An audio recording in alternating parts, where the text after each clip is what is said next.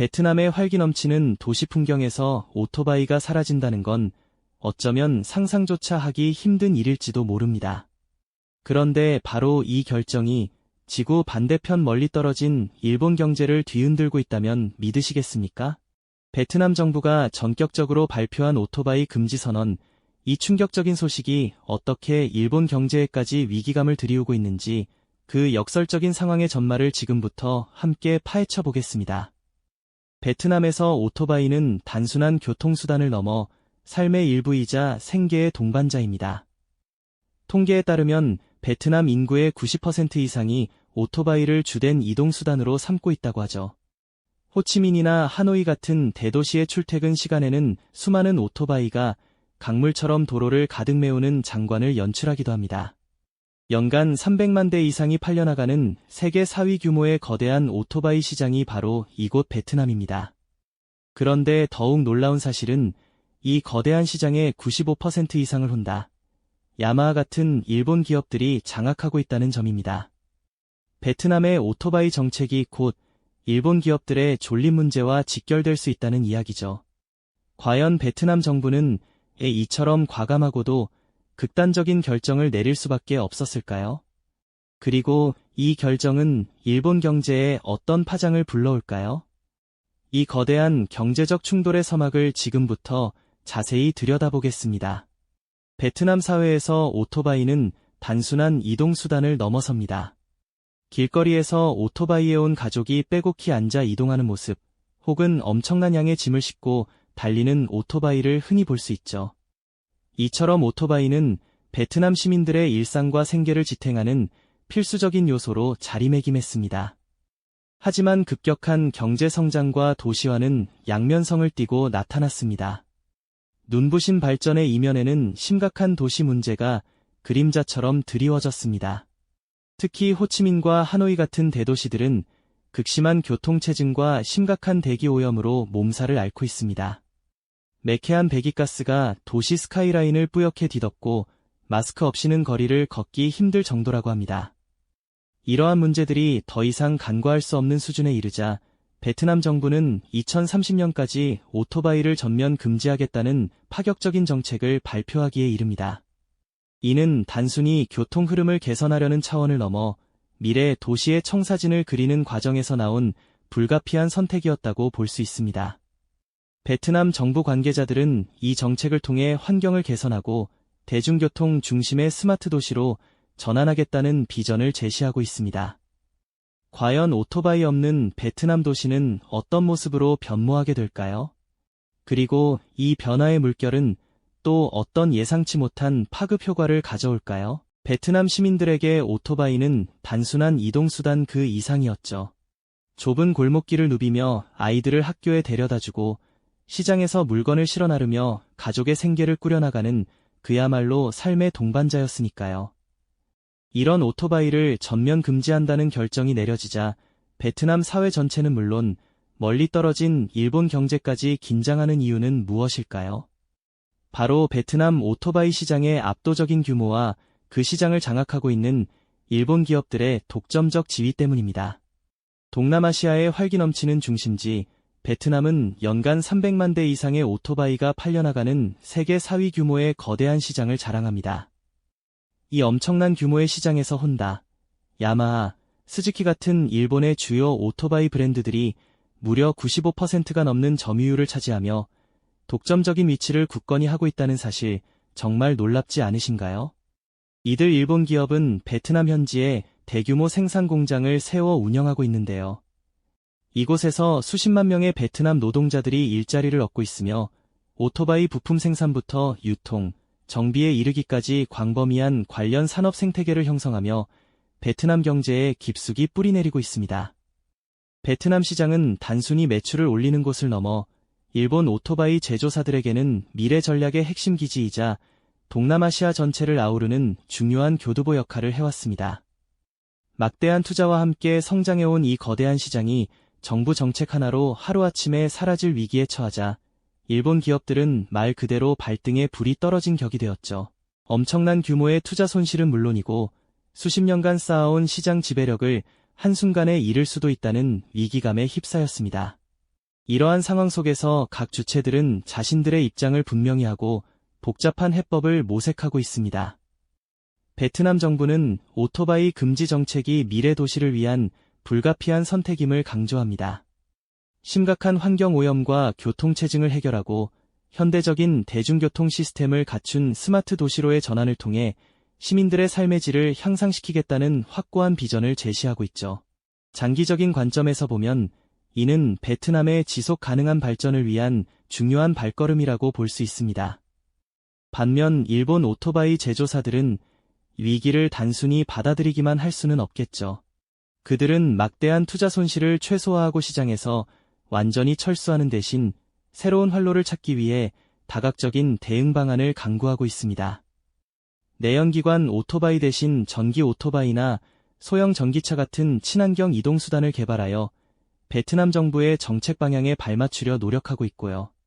베트남 정부와의 긴밀한 협상을 통해 정책의 연착륙을 유도하고 자신들의 기술력과 인프라를 활용한 새로운 비즈니스 모델을 제안하는 등 적극적인 자세를 취하고 있습니다. 그렇다면 베트남 시민들은 이 정책을 어떻게 받아들이고 있을까요? 많은 시민이 도시의 환경 문제와 교통체증의 심각성에는 공감하고 있습니다. 하지만 당장 오토바이가 없어지면 생계와 이동권에 큰 타격을 입을 것이라는 불안감을 감추지 못하고 있죠. 현재 베트남의 대중교통 인프라는 아직 미흡한 수준입니다. 낡은 버스들은 늘 만원이고 지하철 노선은 여전히 공사 중인 곳이 많아서 오토바이를 대체할 만한 현실적인 대안이 부족하다는 불만이 터져나오고 있습니다. 정책의 필요성은 인정하지만 현실적인 어려움 앞에서 혼란스러운 마음을 감출 수 없는 것이죠. 베트남 정부의 과감한 결정은 단순히 오토바이 한 종류의 교통수단을 없애는 것을 넘어 동남아시아 모빌리티 시장의 거대한 판도를 뒤흔들고 있습니다. 이는 일본 오토바이 기업들에게 엄청난 위기인 동시에 전기차 시장을 선점할 수 있는 새로운 기회를 강요하는 역설적인 상황을 만들어내고 있는데요. 과연 이 변화의 물결 속에서 각 주체들은 어떻게 생존 전략을 모색하고 어떤 미래를 그려나가게 될까요? 이 거대한 변화의 서막에서 가장 먼저 목소리를 내는 주체는 바로 베트남 정부일 겁니다. 정부는 이 정책이 단순히 오토바이를 금지하는 것을 넘어 베트남의 미래를 위한 필수적인 선택이자 더 큰 도약을 위한 과감한 결단이라고 강조하고 있습니다. 현재 베트남 주요 도시들의 대기질은 세계보건기구, WHO, 권고 기준을 훨씬 웃도는 심각한 수준에 이르렀고 출퇴근 시간의 교통체증은 일상적인 풍경을 넘어 도시 기능 마비를 초래할 지경이죠. 정부는 이러한 고질적인 문제를 해결하기 위해 오토바이 금지가 환경 개선과 교통 효율 증대에 가장 빠르고 확실한 지름길이라고 보고 있습니다. 더 나아가 이는 베트남이 단순히 경제 성장에만 머무르지 않고 대중교통 중심의 스마트 도시로 나아가기 위한 첫걸음이라는 원대한 비전을 제시하며 지속 가능한 미래를 향한 국가적 전환을 꿈꾸고 있습니다. 낡은 오토바이가 뿜어내는 매연 대신 푸른 하늘과 쾌적한 공기, 그리고 효율적인 대중교통 시스템이 완벽하게 구축된 활기차고 역동적인 도시의 모습을 상상하고 있는 것이죠. 하지만 이러한 정부의 단호한 움직임은 일본 오토바이 제조사들에게는 그야말로 비상이 걸린 상황입니다. 혼다, 야마하 같은 글로벌 기업들은 베트남 시장에 지난 수십 년간 생산 공장과 유통망 구축에 막대한 인프라 투자를 해왔고 덕분에 시장의 95% 이상을 장악하며 거의 독점적인 지위를 누려왔는데요. 갑작스러운 정책 변화는 이들에게 예측 불가능한 막대한 투자 손실을 안겨줄 뿐만 아니라 최악의 경우 베트남 시장에서 완전히 철수해야 할지도 모른다는 심각한 위협으로 다가오고 있습니다. 기업 임원들은 긴급 대책 회의를 열어 복잡한 이해관계 속에서 심각한 표정으로 생존 전략과 대안을 논의하고 있을 겁니다. 이들은 베트남 정부와 끊임없이 고위급 협상을 진행하며 정책의 속도 조절과 점진적인 시행을 요청하고 동시에 새로운 대안을 모색하는 데 총력을 기울이고 있습니다. 특히 내연기관 오토바이를 대체할 친환경 전기 오토바이 개발과 빠르게 성장하는 전기차 시장으로의 발빠른 전환의 사활을 걸고 있는 모습입니다. 이는 기존 사업 모델의 위기이면서도 동남아시아 전기 모빌리티 시장을 선점할 수 있는 절호의 기회가 될 수도 있다는 양면성을 띠고 있는 것이죠. 그렇다면 이 정책에 가장 큰 영향을 받는 베트남 시민들의 목소리는 과연 어떨까요? 시민들 역시 정부의 정책 필요성에 대해서는 어느 정도 공감하는 분위기입니다. 매연 없는 깨끗한 도시, 덜 막히는 도로, 더 안전한 보행 환경을 마다할 사람은 없을 테니까요. 하지만 당장 자신들의 생계와 이동권에 대한 불안감은 숨길 수가 없습니다. 오토바이는 단순히 편리한 교통수단을 넘어 많은 이들의 생계를 책임지는 중요한 생업의 도구였으니까요. 길거리에서 흔히 볼 수 있는 오토바이 택시 운전사 세움 기사들이나 좁은 골목을 누비며 물건을 배달하는 상인들에게는 하루아침에 일터를 잃을 수도 있다는 현실적인 공포가 엄습하는 것이죠. 또한 아직은 턱없이 부족하고 미흡한 대중교통 인프라에 대한 불만도 곳곳에서 터져나오고 있습니다. 낡고 붐비는 버스, 아직 공사 중인 지하철 노선 등을 보며 당장 오토바이가 없으면 우리 가족은 어떻게 이동해야 할까? 아이들은 어떻게 학교에 갈까? 라는 현실적이고 절박한 질문을 던지고 있는 겁니다. 정책 지지파와 반대파의 의견이 첨예하게 교차하며 베트남 사회 전반에 복잡하고 미묘한 긴장감이 흐르고 있습니다. 이처럼 베트남 정부의 오토바이 금지 정책은 단순한 교통 규제 차원을 훨씬 넘어섭니다. 이는 동남아시아 모빌리티 시장의 거대한 판도를 뒤바꿀 결정적인 전환점이자 전 세계가 주목하는 미래 모빌리티 변화의 시작점이라고 할 수 있습니다. 특히 이 정책은 일본 오토바이 기업들에게는 생존을 위협하는 막대한 위기인 동시에 빠르게 다가오는 전기차 시장의 새로운 주도권을 잡을 수 있는 역설적인 기회를 강요하고 있습니다.